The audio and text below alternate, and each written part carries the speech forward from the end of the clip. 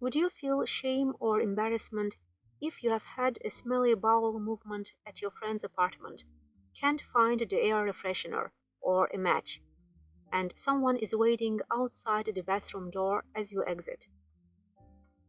You are talking at the dinner table and unintentionally spew a bit of food onto someone's arm. At a social gathering, you tell a joke and nobody laughs. During a group conversation, you use a word that you have read but never heard spoken aloud, only to realize from the way another person later says the word that you probably mispronounced it. You have dressed up for a party, and everyone else has dressed down. You are walking along a crowded sidewalk and unexpectedly trip on a crack in the concrete, nearly falling to your knees as others look on. When asked your opinion about a current event, you have to admit you have no idea what your friends are talking about. During a staff meeting, your boss singles you out for criticism. Why does misidentifying a stranger produce a feeling of discomfort? After all, it's just an error based on misperception. People in every culture experience shame in exactly the same way: gaze aversion, a longing to disappear, blushing of the face or neck. Shame makes you wish to become invisible. It is difficult to acknowledge that we feel shame. Even the word itself makes most of us uncomfortable. Typically, we use other words to describe our experience of shame: embarrassed, hurt, rejected, unworthy of love, not attractive, humiliated, unwanted, uncared for, ignored or slighted unimportant, forgotten. These feelings indicate the painful awareness when you fail to gain acceptance from someone. Whenever we set a goal, we open the door to potential shame. For example, you decide to quit smoking or lose weight, and you fail to keep it. Then you feel guilty or bad about yourself. If you apply for an open position at your place of work, hoping for a promotion, but someone else gets the job, you might feel the shame of disappointed expectation. Running for office and losing the election could also stir up feelings of shame.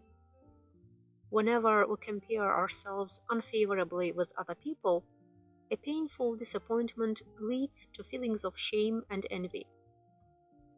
The feeling of shame includes a range of emotions from embarrassment to humiliation.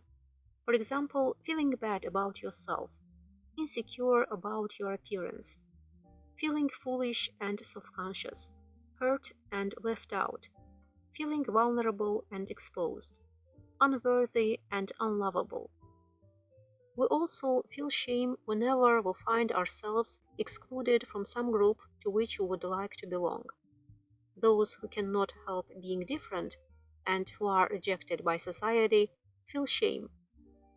Society has historically stigmatized those who are deaf, blind, physically disabled or deformed, missing limbs, extraordinarily tall or short, or who vary from typical in any other way. Society subtly holds a set of expectations for how people ought to behave and what they should look like. People who greatly deviate from those norms will feel the shame of exclusion.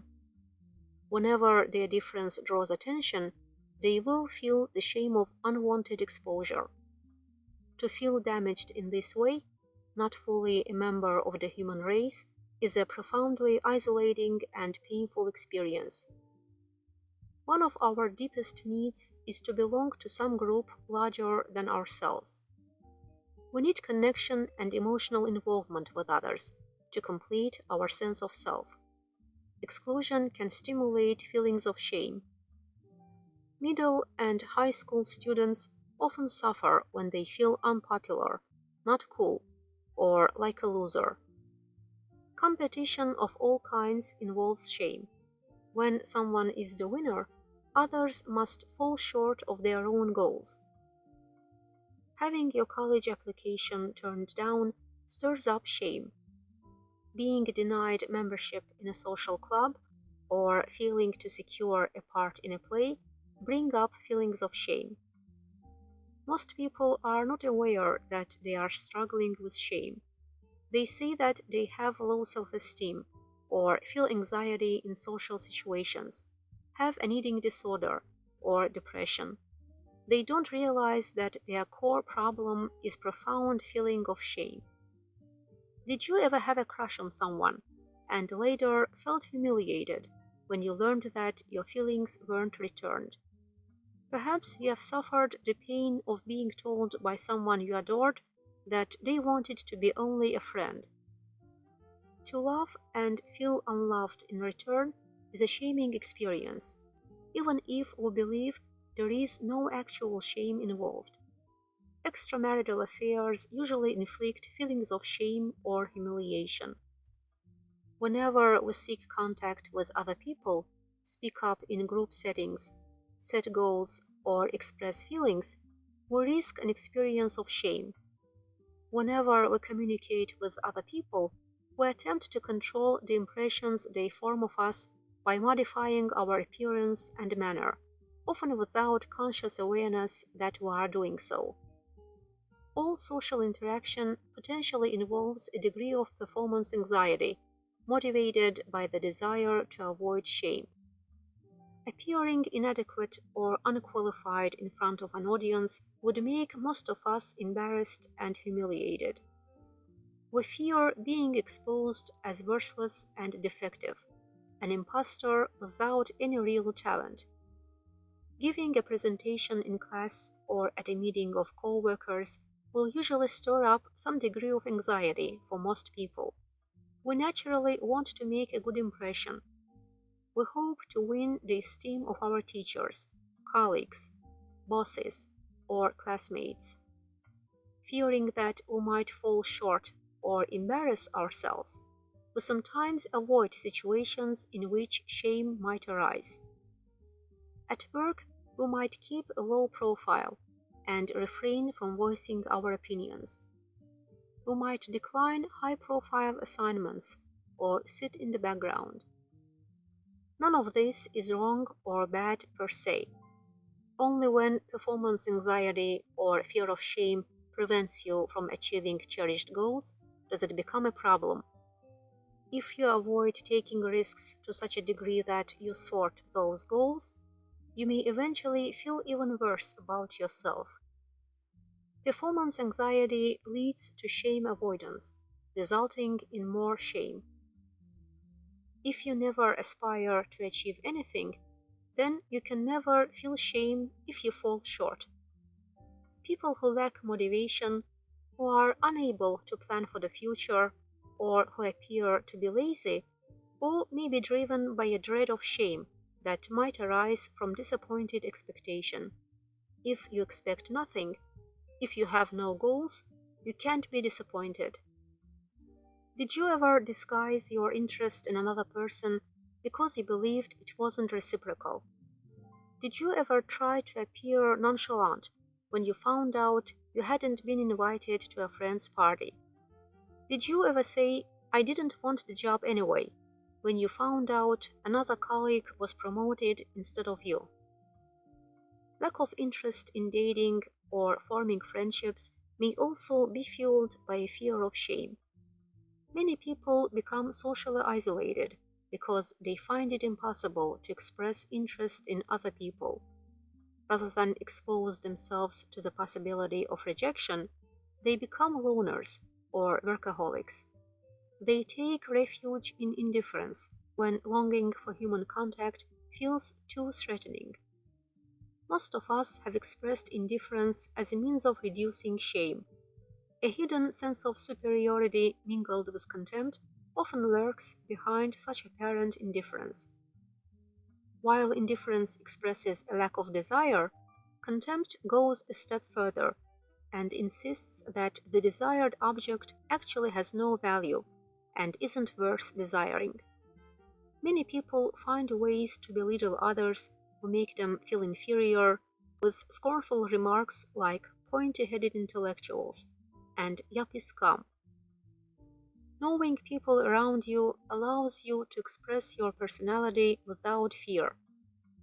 Within a new group, you naturally modulate your behavior to avoid the shame of unwanted exposure or exclusion. To be shy or overly self-conscious means to be on constant guard against the risk of being humiliated. Because the experience of shame is painful, we cope with it by avoiding, denying, or controlling it. Actually, there is nothing wrong with trying to minimize your exposure to shame. But when your efforts to avoid shame stop you from forming intimate relationships and achieving your goals, they create problems. Healthy self-esteem does not mean the absence of shame. It means the ability to recover from shame, which is inevitable in life, to learn from it when necessary, and to continue working toward your goals. Renouncing your goals in order to avoid further shame will thwart any chance of success. Failure is to be expected on the road to success, and the only real shame is not learning and growing from it. Shame, in many cases, gives us an opportunity to grow and learn. Self-respect does not mean being without shame. It means being able to tolerate and endure the experience, to be shame resilient, and to learn from it when necessary. Our defenses against shame and our inability to tolerate it stand in the way of personal growth. Shame usually drives us into isolation. Some people use humor as a defense mechanism against shame. By forcing people to laugh at you, you prevent them from mocking or shaming you in a way you cannot control. Sometimes the ability to provoke shame is a way to control it. To know in advance what will instigate an assault on your character, to skillfully engineer it, holds a kind of comfort. It is better than the sudden and unexpected exposure to shame. Shame you can predict and control feels less awful than the shame you don't see coming. For example, you say, "I know this dress makes me look fat." Few people, especially friends, are going to respond by saying, "You are right, it really does. Go put on something else." Self-deprecation often invites contradiction from others. It has a disarming effect. For instance, "God, I'm such a klutz." This is a dumb question, but what a stupid thing to say. "I'm sorry the cake turned out so bad. I'm no expert, but..." It's as if you are saying, "Don't imagine that I actually think I'm smart, funny, athletic, attractive, a good cook, and so forth. You don't need to point it out, because I know it already." From time to time, most of us diffuse embarrassment by laughing at ourselves and our mistakes. By laughing first, or along with others, we take control of the shame experience, and thereby make it less agonizing. Nobody laughs at me, because I laugh first. One of the defense mechanisms from shame is in-your-face expression, hoping to shock the other person. For example, "I am a stripper, and I'm really good at it." It comes across as a challenge. I dare you to judge me. However, shame defiance does not involve the achievement of actual goals. It does not embody true pride.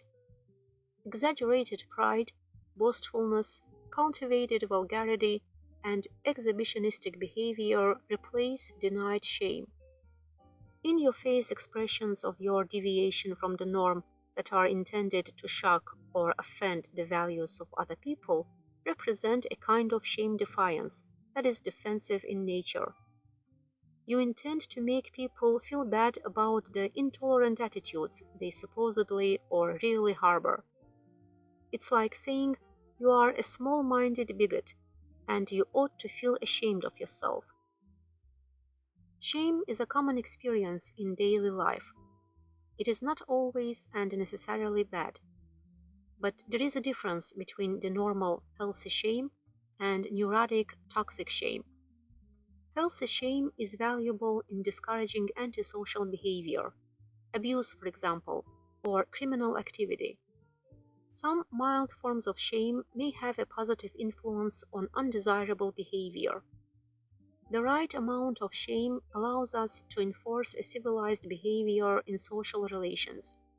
Our sense of shame may hold us accountable, encouraging us to behave in ways that conform to our own ideals. It is important to listen to your shame and learn from it. We need to develop shame resilience if we are to grow. Shame is an inevitable part of daily life. When we avoid, deny, or control our experience of shame to an excessive degree, we remain defensive rather than resilient in the face of life's emotional challenges. Coping with shame helps us to develop confidence. Shame is inevitable, even when other people do not intend for us to feel bad about ourselves. Shame resilience means learning to bear inevitable experiences of shame without defending heavily against them. We don't narrow our lives to avoid encounters with shame. If you repeatedly justify yourself in imaginary arguments with the other person, stop and ask yourself what you might have said or done to feel ashamed about. In most arguments, both parties bear some responsibility for what happened. If you insist on your own innocence while laying blame entirely on another person, you may be denying your own shame because you find it intolerable. Instead, try to face the truth, acknowledge fault, and try to do better the next time. Shame resilience begins by identifying a support network of people who will respond with empathy when you describe your experience, who understand what you have been through, because they too know what it feels like. Some people find relief from shame by connecting with others who shared their experience.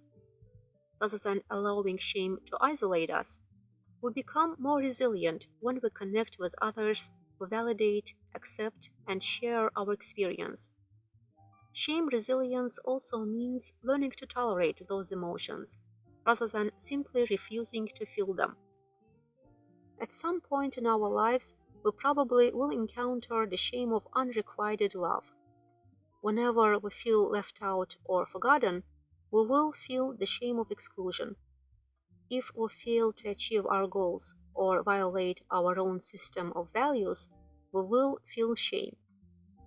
We need to learn to tolerate such experiences, as painful as they might be. When we avoid, deny, or control shame in ways that isolate us, we are unable to forge connection with other people. The ability to laugh at ourselves without self-deprecating humor may free us from the prison of shame by connecting us with other people. We find a way to see the humor in what we do and tell other people about it. Whenever we laugh at ourselves along with people we trust, shame becomes less scary, less isolating. We connect through humor. Knowing laughter is not defensive. It results from recognizing the universality of our shared experiences. We are saying, "You see, you are not alone." Rather than feeling isolated in our shame, we laugh together in relief. This book is very helpful in understanding the emotion of shame and how damaging it can be for us. It is a must read if you are interested in understanding yourself, your feelings, and patterns of your reactions. It may change the way you interpret people's behavior.